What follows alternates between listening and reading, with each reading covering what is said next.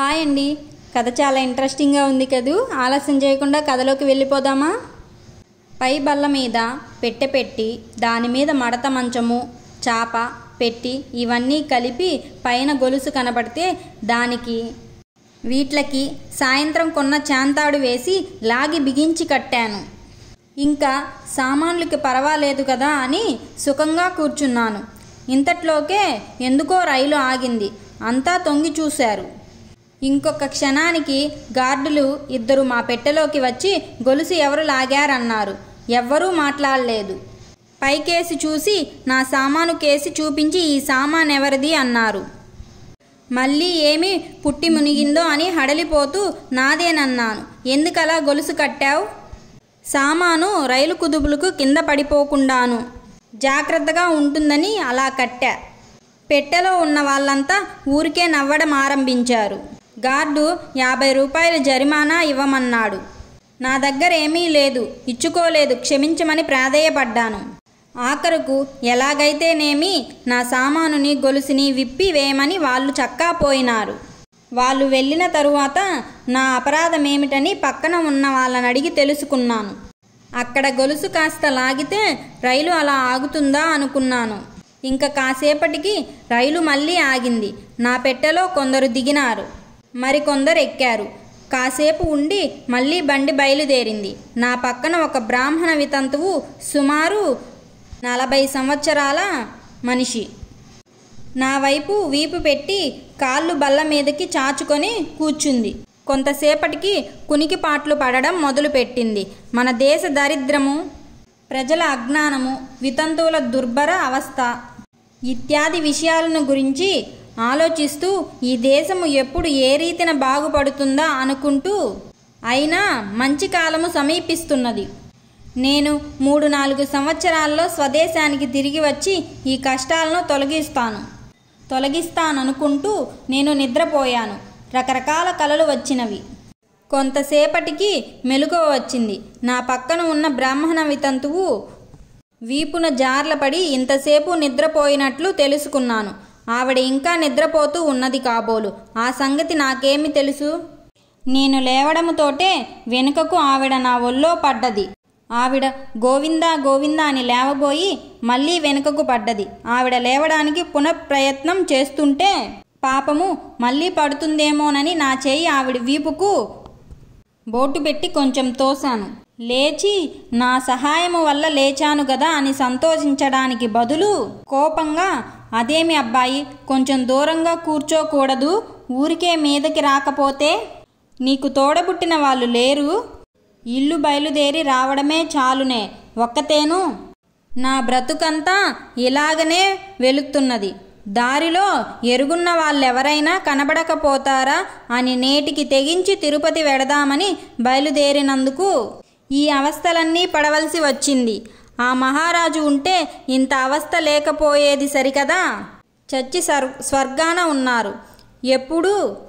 ఎప్పుడు రాత్రుళ్ళు రైల్లో ప్రయాణం చేసినా, ఒసేవ్ నీకు మెలుకుంటే జబ్బు చేస్తుంది, ఎలాగో కాస్త సర్దుకొని నడ్డి వాల్చమనేవారు అని ఒక మాటు కళ్ళొద్దుకొని ఒక మాటు ముక్కు తుడుచుకొని మళ్ళీ ఆవిడ కునికిపాట్లు పడడం మొదలుపెట్టింది. నేను లఘుశంకకు వెళ్ళవలసి వచ్చింది. ఎక్కడికి వెళ్ళడానికి, ఏమి చేయడానికి తోచింది కాదు.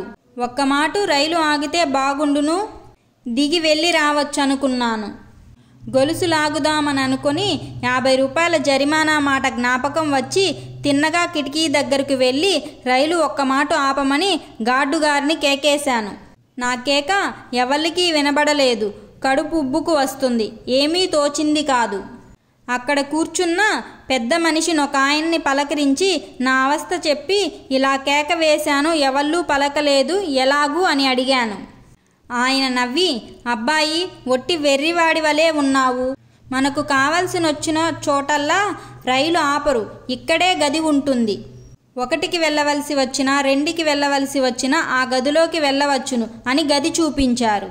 వెళ్ళి వచ్చి కూర్చొని కాసేపు కునికిపాట్లు పడేసరికి తెల్లవారింది.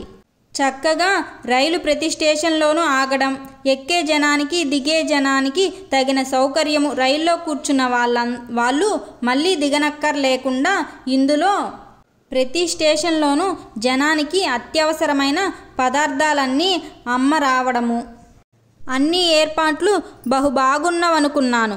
అందుకే ఇంగ్లీషు వాళ్ళు అంత గొప్ప వాళ్ళైనారనిపించింది. ఇలా ఉండగా ఉదయం 9 గంటలయ్యేసరికి బేసిన్ బ్రిడ్జ్ అనే స్టేషన్ వచ్చింది. నేను స్టేషన్లో దిగే జనాన్ని చూస్తూ నిలబడ్డాను. ఒక ఆయన నల్లదొర నా దగ్గరకు వచ్చి టిక్కెట్టు ఇవ్వమన్నాడు. ఇచ్చాను. చూచి మాట్లాడకుండా జేబులో వేసుకున్నాడు. ఇదేమిటిరా టిక్కెట్టు తీసుకుపోతున్నాడు? ఏమన్నా గట్టిగా అడగడానికైనా నల్లగా ఉన్న దొర కూడాను. నా సంగతి ఏమి కాను. ఎలాగని హడలిపోయి వాడి వెంబడి పడ్డాను. నా టిక్కెట్టు నాకిమ్మని ప్రాధేయపడ్డాను. వాడు నన్ను కోపముతో పొమ్మన్నాడు. వాడు పొమ్మన్నంత మాత్రాన ఎంత అభిమానముగా ఉన్నా ఎలా పోతాను? టిక్కెట్టు వాడి చేతిలో చిక్కుబడిపోయింది. అందుకని అభిమానము చంపుకొని వాడిని వెంబడించాను. ఆఖరకు రైలు కదిలే వేలైంది. ఇంకొక 4-5 నల్లదొరలు చేరారు. దయచేసి నా టిక్కెట్టు ఇప్పించండి అన్నాను. Get away man, you seem to be a fool అన్నాడు. అయ్యా, నా టిక్కెట్టు ఇప్పించి మీరెన్ని తిట్టినా పడతాను. నా టిక్కెట్టు ఇవ్వరు, పైగా తిడతారేమండి అన్నాను ఒళ్ళుమండి. రైలు కూసింది. Get in man, you have no bloody fare, nobody will ask you అని నన్ను రైల్లోకి తోశాడు. రైలు కదిలింది. ఏమీ చేయడానికి గత్యంతరము తోచలేదు. స్టేషన్లోనూ ఆ దొరలంతా కడుపు పట్టుకొని నవ్వుకుంటూ ఉన్నారు. నేను దిగుదామని ప్రయత్నం చేశాను. నా పక్కనున్న ఆయన నన్ను ఆపి ఏమిటి సంగతి అని అడిగాడు. ఆయన తోటి చెప్పాను, ఇలా టిక్కెట్టు తీసుకొని పోయి ఇవ్వలేదని. అప్పుడు ఆయన నవ్వి, వచ్చే స్టేషనే చెన్నపట్నము, అక్కడే అంతా దిగిపోవడము, అందుకని అక్కడ కంగారుగా ఉంటుందని టిక్కెట్లన్నీ ఇక్కడే వసూలు చేస్తారు. నీకే భయమూ లేదని అభయం ఇచ్చాడు. సరే, ఎటుపోయి ఎటు వచ్చినా అందరి దగ్గర కూడా టిక్కెట్లు పుచ్చుకున్నారని చెప్పారు గనుక ఎవరికీ లేని భయము నాకెందుకని ధైర్యము తెచ్చుకొని కూర్చున్నాను. ఇంతలోనే చెన్నపట్నము చేరాము. రైలు ఆగడముతోనే 100 మంది కూలీలు సామాను ఏమన్నా ఉందా అంటూ రైల్లోకి వచ్చి పడ్డారు.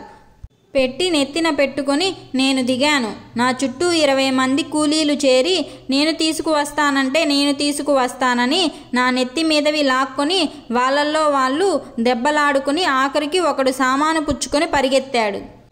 సామాను తీసుకొని పారిపోతాడేమోనని గబగబా పరిగెత్తి వాడిని అందుకున్నాను. ఆగమంటే ఆగడు, ఎంత ఇవ్వాలంటే మాట్లాడడు. తిన్నగా బండ్ల దగ్గరికి తీసుకువెళ్ళి దింపాడు. ఒక 25 మంది బండ్ల వాళ్ళు నా చుట్టూ మూగారు. ఎక్కడ పోవాలి సామి, రండి, నేనుదా జల్దీగా కొంచుపోతానంటూ రెక్క పట్టుకుని లాగేవాళ్ళు. సామాను లాక్కుపోయే వాళ్ళును. ఎక్కడికి వెళ్ళడానికి తోచదు. నేనెవళ్ళని ఎరుగను. పోనీ ఏ హోటల్కైనా వెడదామంటే హోటల్ పేరు కానీ వీధి పేరు కానీ తెలియదు. ముందు వీళ్ళ గోల వదిలితే నయమని నేనెక్కడికి వెళ్ళను. నాకు బండి అక్కర్లేదని నా పెట్టె మీద కూర్చున్నాను. అయినా కానీ నాకెలాగూ బండి కావాలని వాళ్ళు ఊహించినట్లున్నారు. వాళ్ళు మట్టుకు నన్ను విడిచిపోలేదు. ఎందుకు సామి అంత కోపము చేస్తావు? నీ ఇష్టం వచ్చిన బండిదా చేసుకొని పోండిమి. ఈ ఎండలో ఎష్టాదా పోతావు? మేము భద్రముగా కొంచుపోతాము సామి అని అక్కడే నిలబడ్డారు. సామాను మోసుకొచ్చినవాడు కూలీ ఇమ్మని తొందర పెట్టాడు.